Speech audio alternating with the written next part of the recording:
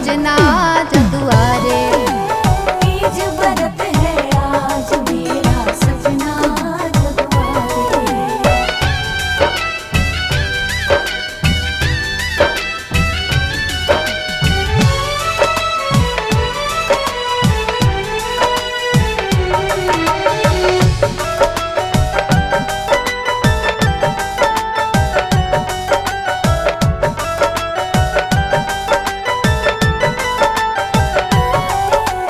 कंगना खन के बिंदी चमके पायलिया धुन गाए, तेरे नाम की मेहंदी रचाई चूड़ी तुझे बुलाए।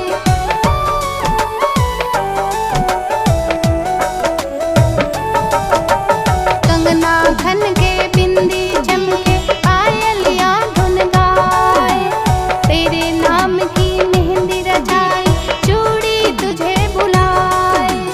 दिल उदास होके बैठा है नैना राह निहारे, दिल उदास होके बैठा है नैना राह निहारे। तीज व्रत है आज मेरा सजना जदुआरे। तीज व्रत है आज मेरा सजना जदुआरे।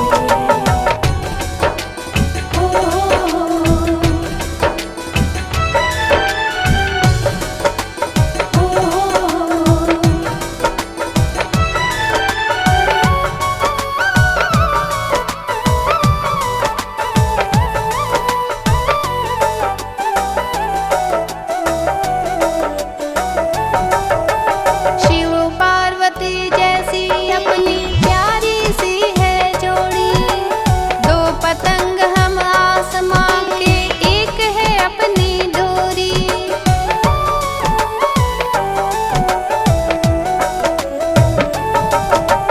शिव पार्वती जैसी अपनी प्यारी सी है जोड़ी, दो पतंग हम आसमां के एक है अपनी डोरी। सूना पड़ा घर अंगना फीके लगे नजारे, सूना पड़ा घर अंगना फीके लगे नजारे। तीज व्रत है आज मेरा सजना जदुआरे।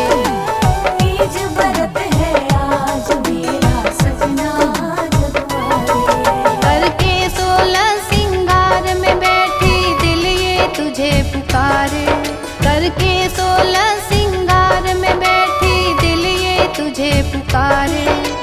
तीज व्रत है आज मेरा सजना